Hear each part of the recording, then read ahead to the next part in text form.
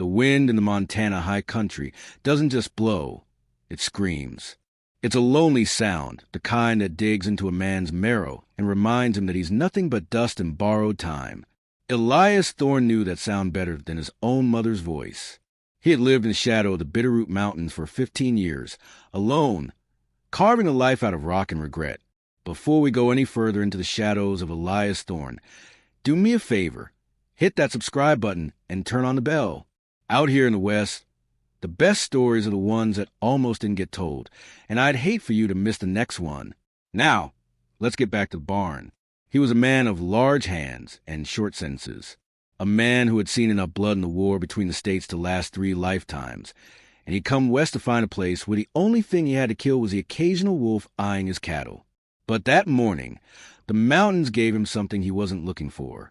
Elias was out past the North Ridge, checking a fence line that the winter snows had buckled. The air was crisp, smelling of pine needles and coming rain. That's when he saw it, a splash of blue against the gray shale.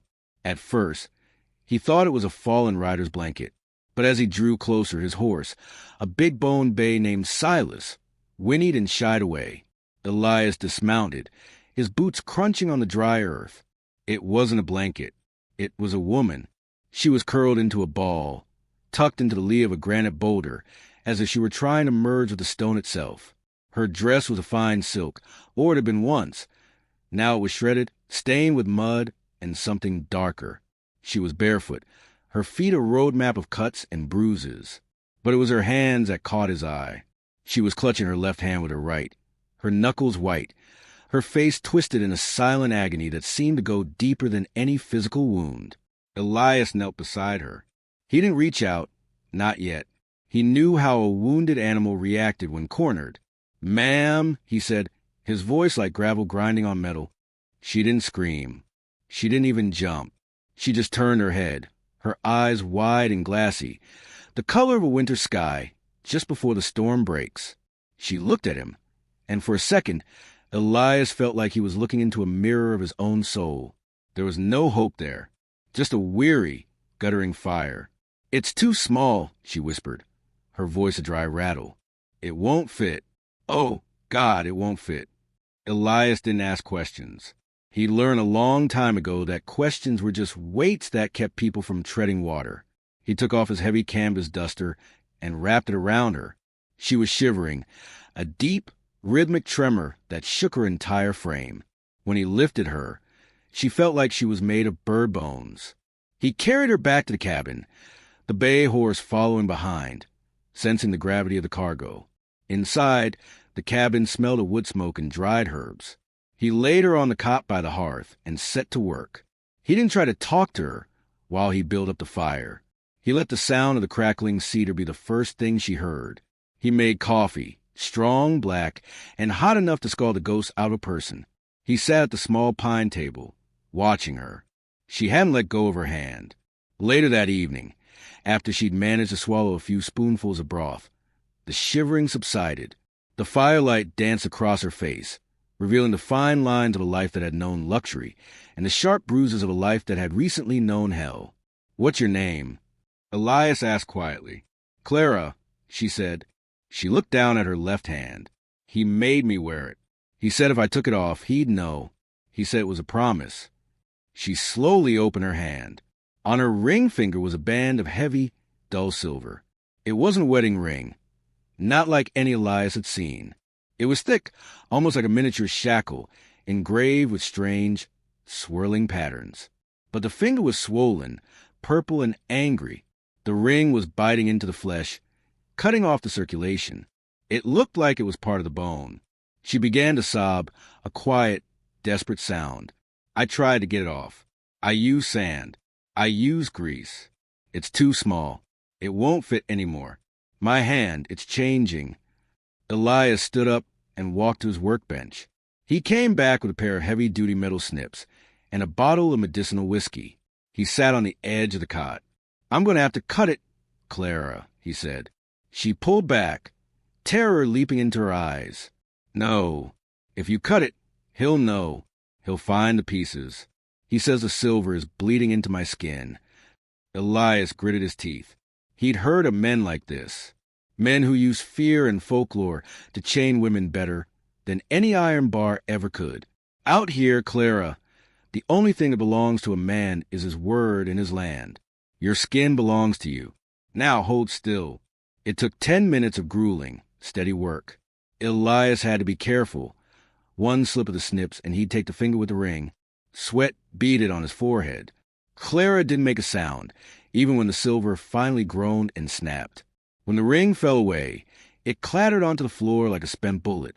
But Elias didn't look at the ring. He looked at what was under it. There was no brand, no scar, but etched into the silver on the inside of the band was a series of numbers, coordinates, and a name, Blackwood Mining Company. Clara saw his face change. You know that name? Everyone in this territory knows Julian Blackwood, Elias said, his voice dropping an octave. He owns the valley. He owns the law. And he's been looking for a missing shipment of payroll gold for 3 months. Clara leaned back against the wall, her face pale. It wasn't gold he lost, Mr. Thorne. It was a ledger. He's been using the mining company to launder money from the territorial governor. He didn't want a wife. He wanted a vault. He forced that ring on me because it's the key to a safe deposit box in Helena. He knew if I ran, I couldn't get it off without a blacksmith, and no blacksmith in this territory would dare help a woman running from Julian Blackwood. She looked at the broken silver on the floor. He's coming. He has trackers, men who can smell a shadow on the grass. Elias looked at the door. He looked at his shotgun leaning against the wall. Then he looked at his own hands, scarred, calloused, but steady. Let him come, Elias said. He's a long way from the valley now. Now, if you've been following this story, you might be thinking that Elias Thorne is just another man looking for a fight. But out here in the West, nobody looks for a fight. They just find themselves standing in the middle of one, wondering how the sun got so hot so fast. Before we find out what happens when the Blackwood Riders crest that ridge, I want to ask you something.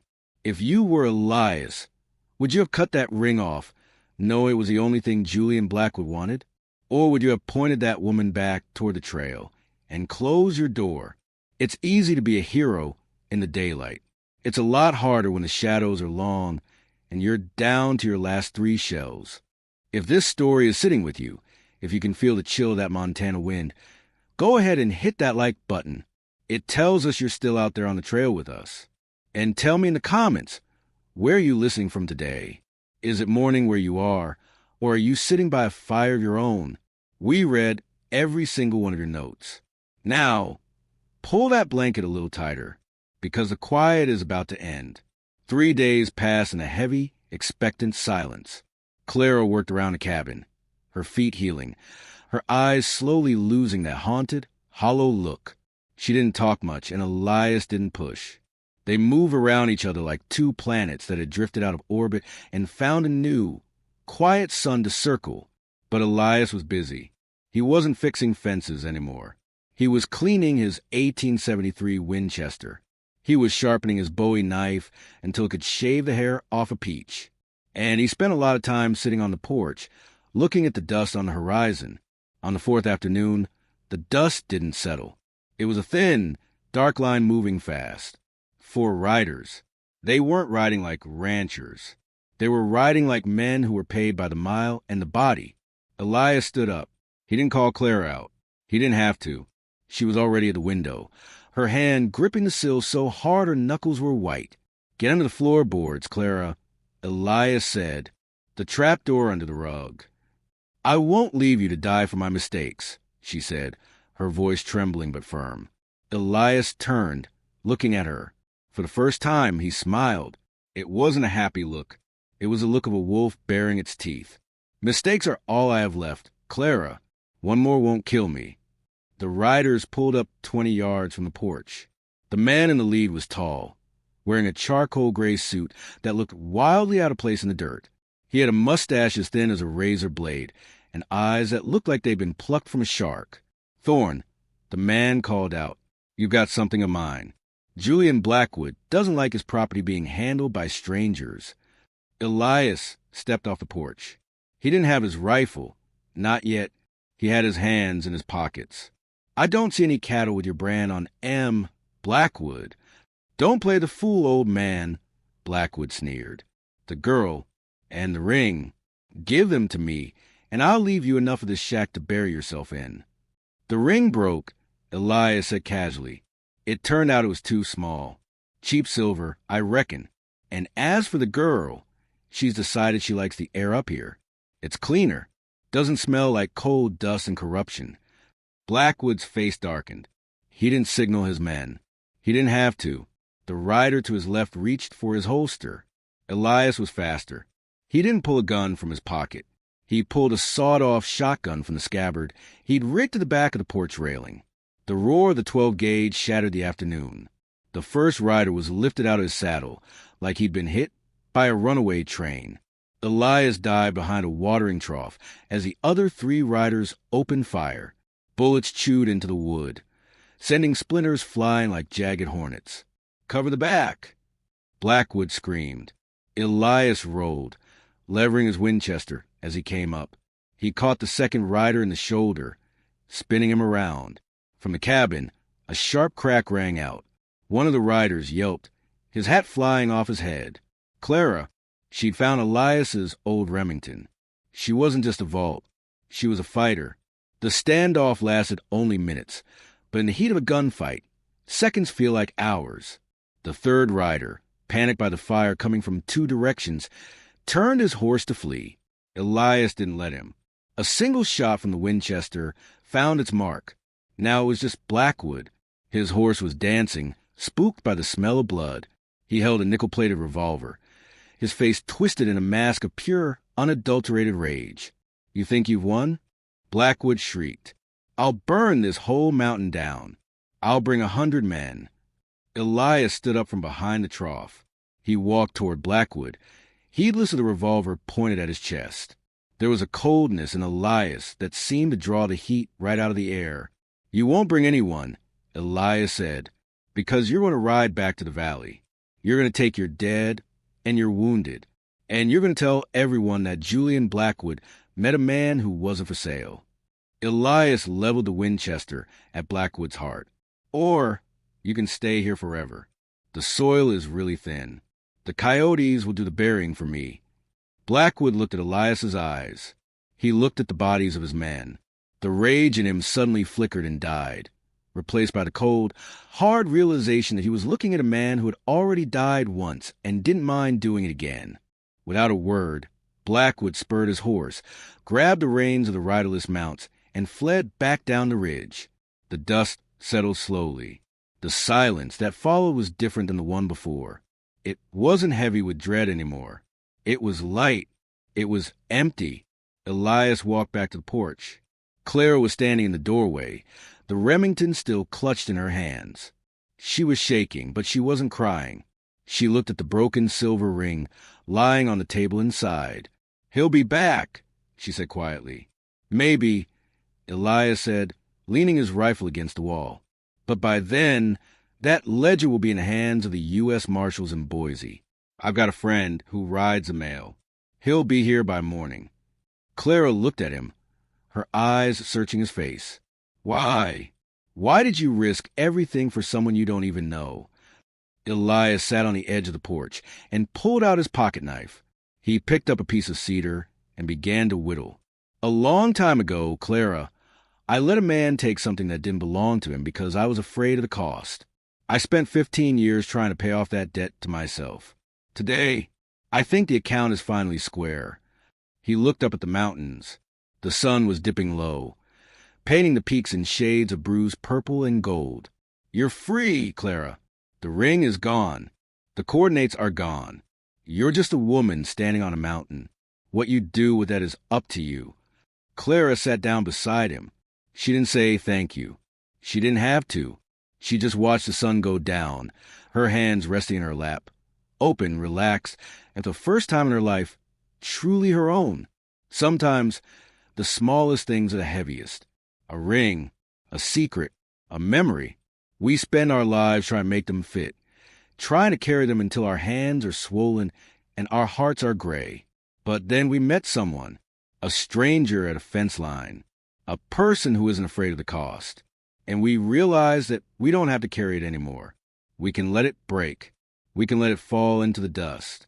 If you ever felt like you were wearing a ring that was too small, if you've ever been running from a Julian Black with your own, I hope this story reminded you that there are still Elias Thornes out there. And more importantly, I hope it reminds you that you have the strength to stand up and pull the trigger when the time comes. Don't forget to subscribe to Wild West Stories so you don't miss our next journey into the grit and the glory of the frontier. We got plenty more tales of the men and women who carved a world out of the wilderness. Until next time, keep your coffee hot, your powder dry, and your heart open. We'll see you further down the trail.